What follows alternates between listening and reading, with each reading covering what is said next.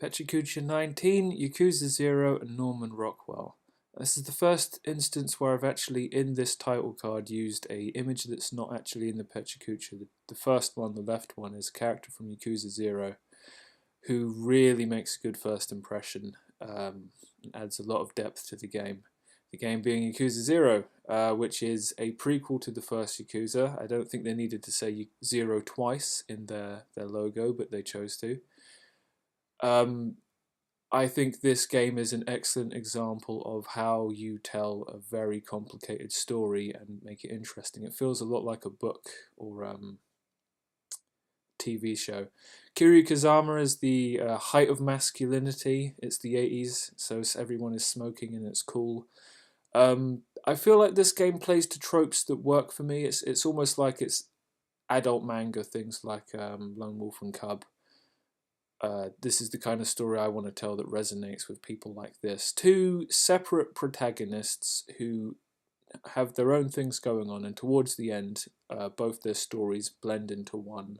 There is a lot of depth to the story of Yakuza, and the way they tell it adds to a lot of value through all the ridiculous cast of which this is only a minor fraction, and they all contribute something. They all have their, it's like a book. Everybody's doing their things and everyone's paths cross. Today's friend is tomorrow's enemy. It makes for such high entertainment. So I tried to contrast this with Final Fantasy 15. So I did a little mock-up of who does what to who. They're as difficult to read as they were for me to do. It's interesting trying to do these things, but Final Fantasy 15 ultimately is rather simplistic when you compare it to Yakuza Zeros, of which, again, this is only a fraction. There's so many things going on. So many characters have ulterior motives that aren't what they're really going for, and some of the plot twists really do twist the plot into new directions. It's wonderful. Moving on, Letterpress. How you make type before computers. You take big bits of metal and wood, put ink on them, put them on paper, and run them through a printing press.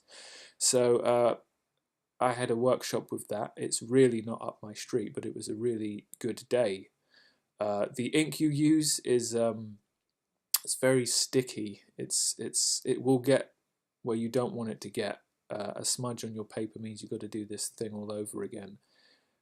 This letterpress is very much about the physical process, and that's its strength and that's its weakness.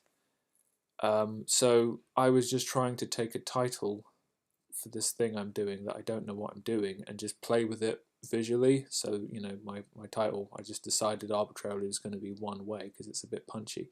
So just got it down, picked a type, applied ink, proofed it just in black to see what it looks like. It was suggested to us that we cut up the letters and rearrange them manually so we didn't have to keep inking up things and printing.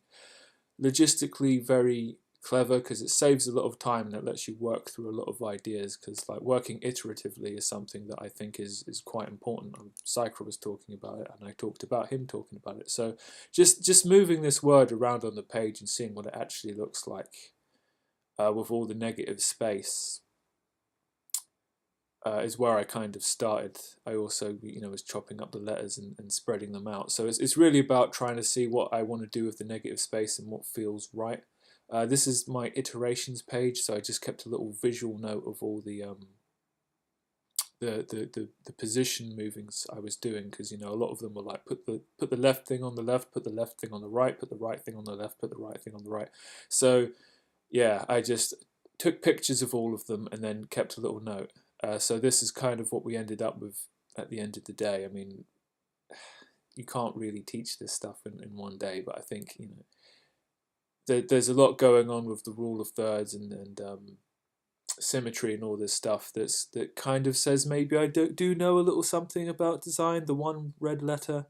So this is it, proof. One of the no, this isn't a proof. This is one of the finished ones.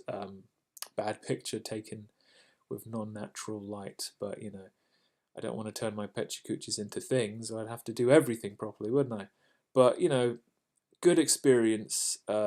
Not an area I thought I'd like, but good teaching made it worth investigating. So Colt Cougar, my channel name. I want to have a visual representation of him, and when I talk about what I think my career paths are going to be going forward. So I was just trying to sketch out, what does Colt Cougar look like? And as I was talking about this, as I was sketching this at university, someone was like, "Oh yeah, this reminds me of Black Sad," which is this. I know almost nothing about this. It's Spanish, from what I've heard, and it looks awesome. I very much need to look into this, and because I kind of looking at film noir this year, so that a cat detective could be pretty cool. Norman Rockwell, a student, also pointed this out to me when I saw the Kellogg's cornflakes packaging that had a picture of this guy on it. It kind of worries me that I have to be told all the interesting stuff by fellow students, not the staff. This guy is a painter who is really an illustrator. Does a lot of folksy Americana stuff, or did. Very talented painter, but his commercial output may be undermining his critical positioning or reputation, as it were. So, what do I need to do moving forward? Check myself before I wreck myself. Yes, I've deeply enjoyed playing Yakuza 0 this week, but it was at the expense of pretty much everything else. Fantastic inroads into how to tell a story, how complicated you dare make it, and how much you can draw on themes like masculinity and politics. Because it's set in the 80s, there's a lot about kind of rapid wealth generation and the yuppie culture and all this stuff. So it's interesting to see a lot going on, but really I need to just tighten up my belt and really get this course out of the way, so I can really devote my time to doing one thing properly, just one thing, and then move on to the next one when I've got something bankable, so I can build a strong portfolio instead of having all this kind of random garbage, as it were. So that's what we'll be doing moving forward, unless I get my hands on another game like Yakuza 0 next week.